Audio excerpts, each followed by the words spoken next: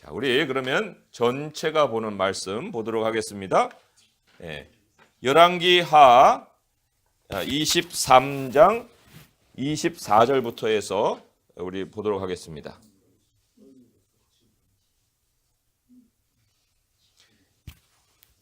열왕기하 23장 24절부터 30절까지 같이 읽어보겠습니다. 시작. 요시야가 또 유다 땅과 예루살렘에 보이는 신접한 자와 점쟁이와 드라빔과 우상과 모든 가증한 것을 다 제거하였으니 이는 대제사장 hil기야가 여호와의 성전에서 발견한 책에 기록된 율법의 말씀을 이루려 함이라. 요시야와 같이 마음을 다하며 뜻을 다하며 힘을 다하여 모세의 모든 율법을 따라 여호와께로 돌이킨 왕은 요시야 전에도 없었고 후에도 그와 같은 자가 없었더라. 그러나 여호와께서 유다를 향하여 내리신 그 크게 타오르는 진노를 돌이키지 아니하셨으니 이는 므낫세가 여호와를 경노하게 한 그 모든 경노 때문이라. 여호와께서 이르시되 내가 이스라엘을 물리친 것 같이 유다도 내 앞에서 물리치며 내가 택한 이 성 예루살렘과 내 이름을 거기에 두리라 한 이 성전을 버리리라 하셨더라. 요시야의 남은 사적과 행한 모든 일은 유다 왕 역대 지략에 기록되지 아니하였느냐. 요시야 당시에 애굽의 왕 바로 느고가 아수르 왕을 치고자 하여 유브라데 강으로 올라가므로 요시야 왕이 맞서 나갔더니 애굽 왕이 요시야를 무깃도에서 만났을 때에 죽인지라. 신복들이 그의 시체를 병거에 싣고 무깃도에서 예루살렘으로 돌아와 그의 무덤에 장사하니 백성들이 요시야의 아들 여호아스를 데려다가 그에게 기름을 붓고 그의 아버지를 대신하여 왕으로 삼았더라. 25절을 보면은 전에도 없었고 후에도 그와 같은 자가 없었더라. 이런 매우 독특한 표현이 나옵니다. 아주 드문 표현이에요. 성경에 딱 3번 쓰는 표현입니다. 첫 번째로는 애굽에 메뚜기 떼가 덮쳤을 때에 이런 메뚜기는 전에도 없었고 후에도 없을 것이라. 그런 다음에 이제 흑암이 덮치고 장자가 죽는 재앙이 찾아옵니다. 두 번째로는 여호수아가 태양을 멈춘 사건에서 이러한 말씀이 나와요. 여호와께서 사람의 목소리를 들으신 이 같은 날은 전에도 없었고 후에도 없었나니 이는 여호와께서 이스라엘을 위해 싸우셨습니다. 그리고 이제 세 번째 오늘 요시야에 대해서 평가를 하면서 이런 말이 나온 거예요. 전에도 없었고 후에도 없었던 인물이었다. 아마도 그가 감당했던 굉장히 독특한 역할 때문이었을 텐데 도대체 무슨 역할을 요시야가 한 것일까? 가장 표면적이고 우리가 직접적으로 찾아볼 수 있는 업적은 25절 거기에 나오듯이 여호와께로 돌이킨 사건이에요. 모든 사람들의 그 마음을 율법을 따라서 하나님께로 돌이킨 그 사건을 요시야가 행했다는 거죠. 16세기 종교개혁의 어떤 그 시조가 될 만한 그런 사건이라고 볼 수 있습니다. 오직 말씀으로. 하지만 그것 때문에만 이런 평가가 그에게 붙은 것이 아니에요. 우리가 역사를 좀 더 확장해서 보면은 요시야의 존재는 종말을 치닫고 있는 우리 그리스도인들에게 엄청난 메시지를 전달해 주고 있습니다. 요시야 왕 이후로는 하나님의 말씀을 따른 왕들이 없어요. 그리고는 이제 12년 후에 바벨론이 쳐들어와서 이 기득권층을 다 사로잡아 가버립니다. 그리고는 또 정확하게 10년 후에 유다가 완전히 패망하고 나라를 잃어버리죠.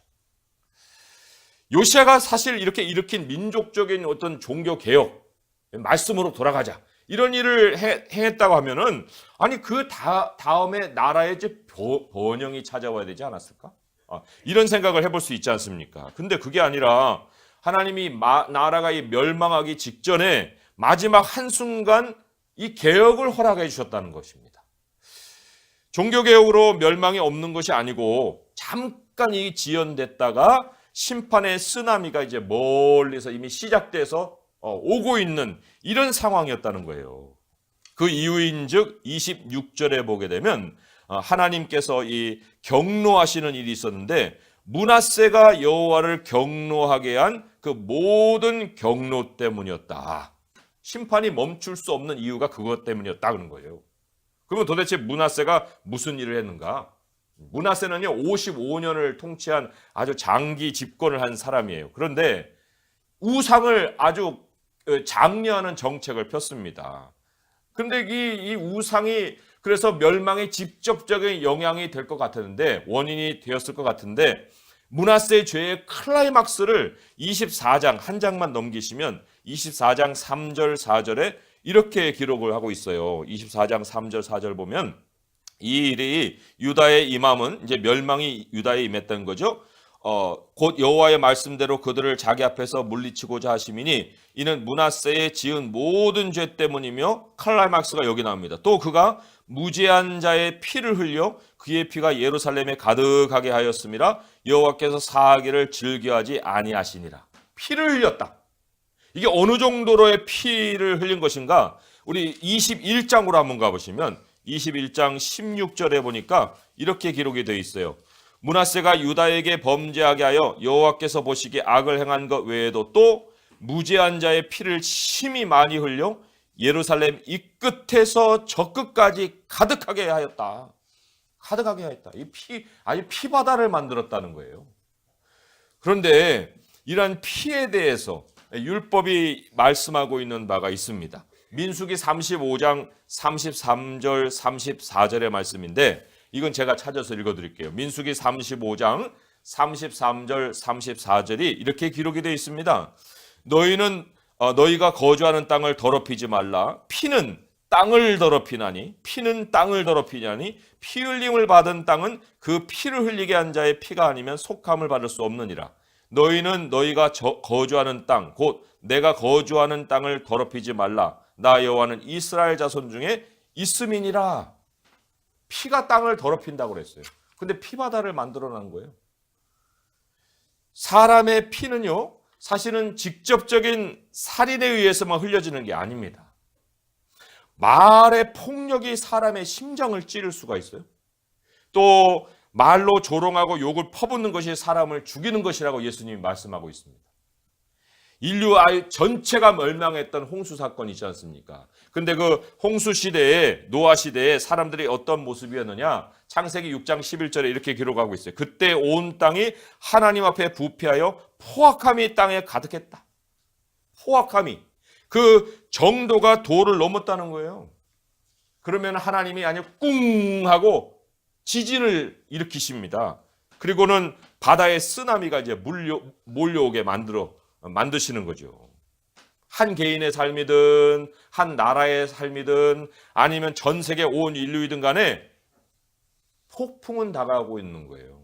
죄가 이 세상에 만연한 이후로 어느 누구도 죄의 환경을 벗어난 사람들이 없지 않습니까? 그러니까 개인이든 나라든 전 세계든 이 폭풍은 다가오고 있는 것인데 그 폭풍의 원인이 뭐예요?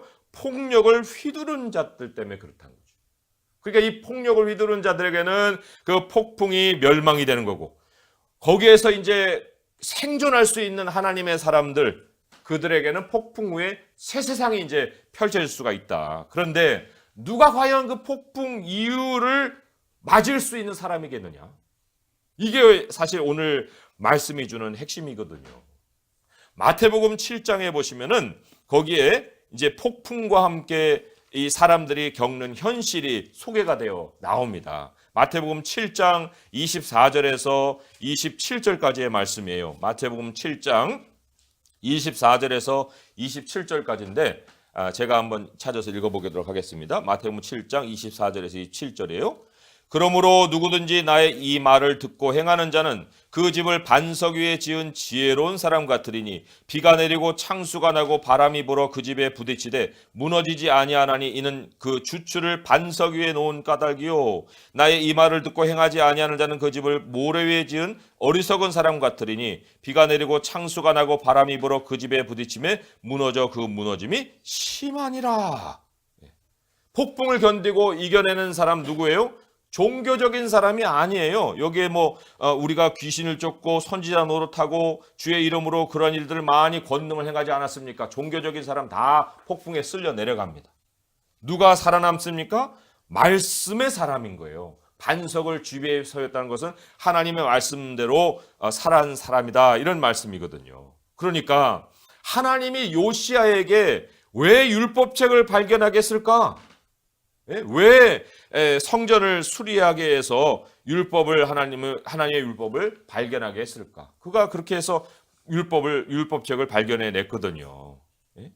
얼마나 하나님의 말씀을 방치했으면 성전 수리하다가 율법책이 거기 먼지 털면서 나옵니까? 도대체 이런 일이 있을 수가 있습니까?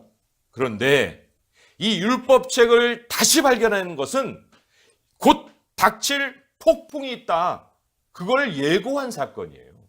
곧 닥칠 폭풍이 다가오고 있다. 우리 시대의 말씀의 부흥이 다시 한번 일어난다? 그것은 그 이후로 천년만년 계속되기 위한 어떤 사인이 아니라는 거예요. 이 시대의 말씀의 부흥이 크게 일어난다면 이제 그것은 아예 마지막 시대가 다가오고 있다는 사인이라는 거죠. 끝이 다가왔다. 요시야 왕은 율법책을 발견한 의미를 알기 위해서요, 여선지자 훌다에게 사람을 보냅니다. 그리고는 훌다 선지자, 이게 무슨 의미입니까? 하고 이제 그 여선지사에게 그 질문을 하거든요. 그 여선지자의 답이 이제 22장에 나오는데, 그 답의 핵심인즉, 응답의 핵심인 거예요. 재앙이 온 땅에 덮칠 것이요. 그런데 하나님이 당신들을 보낸 그 배후의 사람, 누구의? 요시야 왕이죠. 하나님이 요시야 왕은 환난에서 면하게 해주실 것입니다. 이게 바로 이 훌다 선지자가 그 답을 이제 해준 내용이에요. 그러니까 하나님께서 이 요시야 왕을 환난에서 구해주시려고 이 율법책을 발견하게 하셨다는 거예요. 그게 훌다 선지자가 사건에 준 답이라는 거죠. 그래서 그가 전에도 없었고 후에도 없었던 왕이 된 거라는 거예요. 요시야 왕이라는 이 인물이 사실은 이 세상 끝에 찾아올 하나님의 진노의 재앙에서 하나님이 사람을 마지막으로 어떻게 지켜내실 거냐 하는 것을 보여주는 패턴이라는 겁니다. 이 유일무이한 패턴이라는 거예요. 모든 다른 이후에 하나님이 제시한 이 진노에서 피하는 이 길들은요, 요시야 패턴의 응용일 뿐이지 요시야 패턴이 원조라는 거예요. 요시야 패턴. 그러니까 우리가 이거를 굉장히 잘 알고 있어야 됩니다. 요시야보다 훨씬 이전 세대를 살았던 이사야라는 선지자가 있어요. 근데 그 이사야라는 선지자가 이런 예언을 했습니다.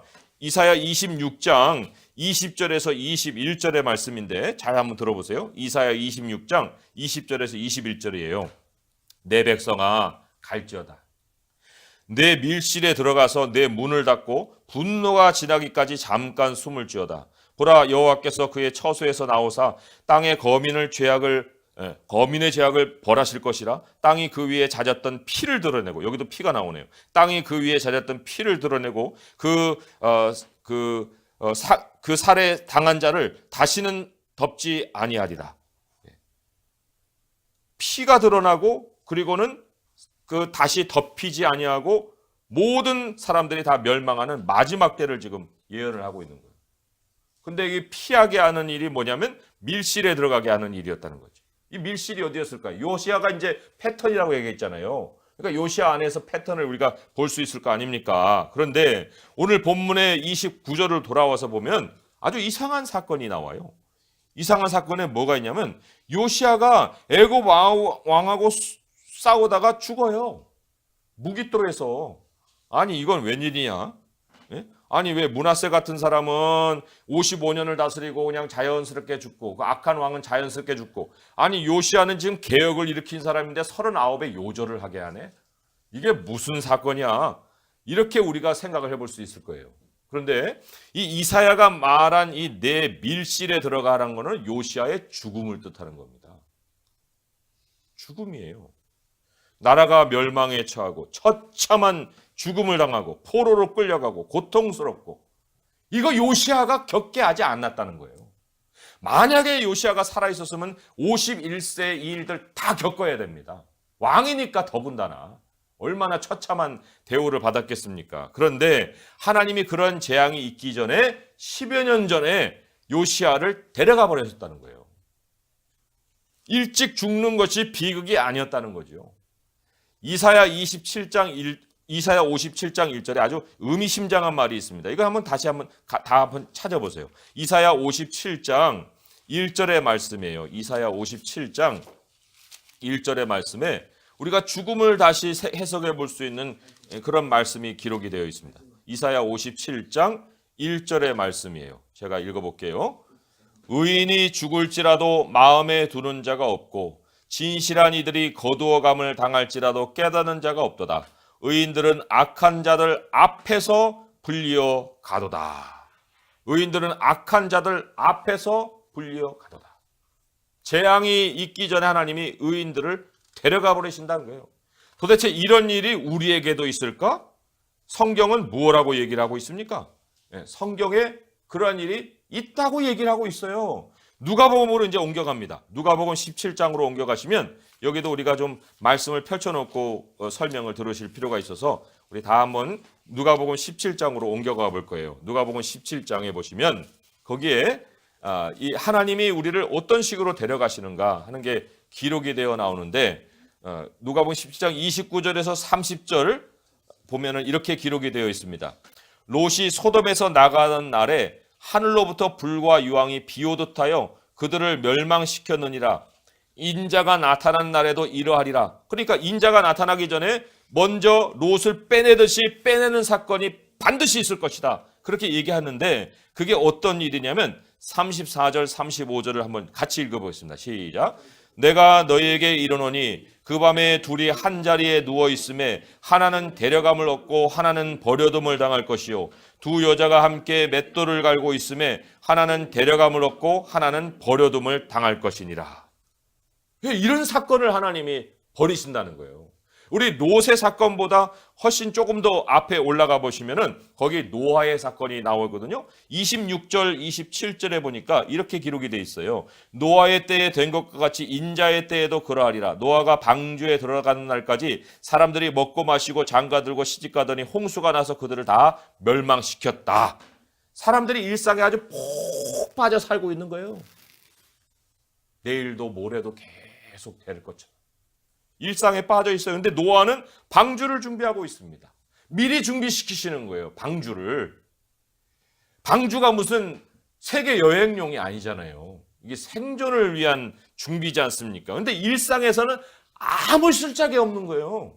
뭐 하겠습니까? 그거를 가지고.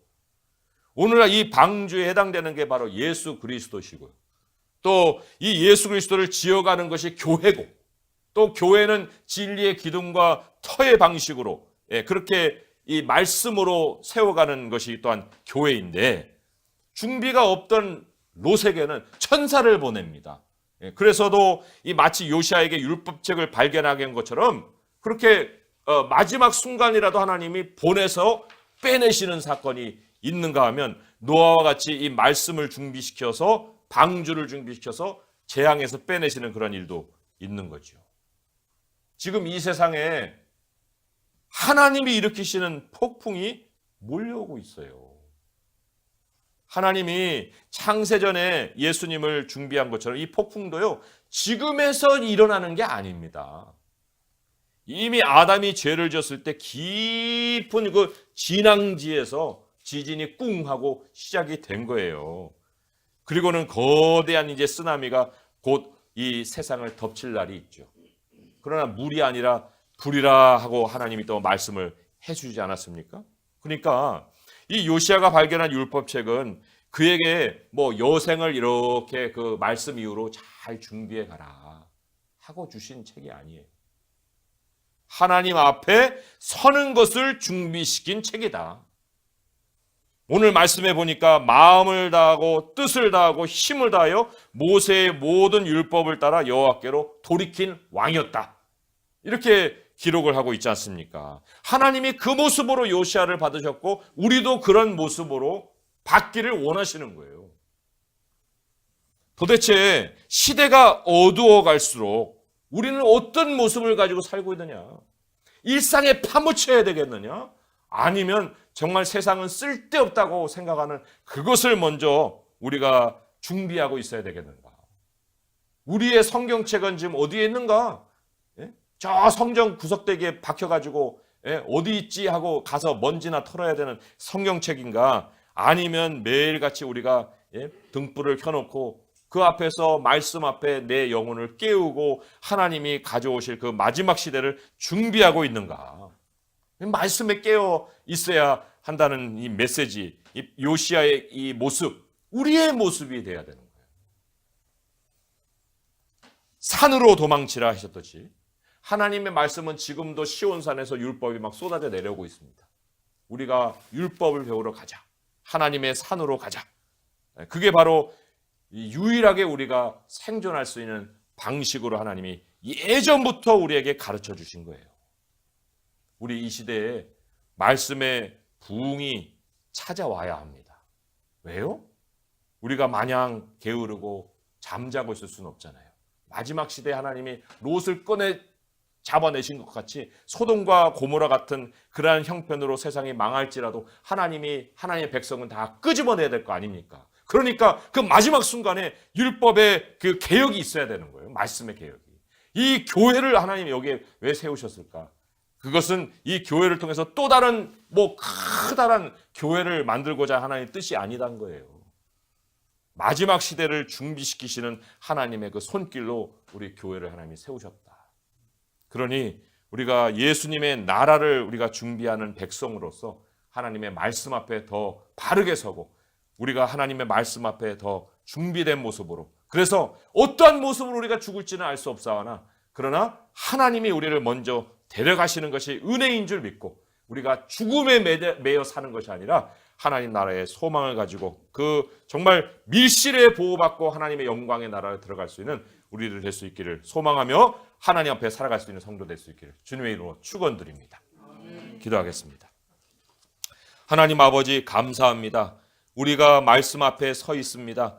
주님, 이 말씀은 우리가 부자 되고 형통하기를 위해서가 아니라 바로 마지막을 준비시키시는 하나님의 손길인 것을 깨닫습니다. 주님, 요시야와 같은 우리들의 모습을 우리가 먼저 보게 하시옵소서. 하나님, 10년 후에 20년 후에 다가올 그 끝을 우리는 모르오나 하나님이 지금 이 순간 우리에게 말씀을 주시는 것은 그 시대를 우리가 함께 재앙으로 겪지 않게 하시려는 주님의 은혜이신 줄 믿습니다. 아버지, 더욱더욱 깨어있게 하시고 주변의 사람들도 깨우게 하시고 우리 교회를 통해서 아버지 마지막 시대를 준비하는 저희들 모두가 되게 하여 주시옵소서.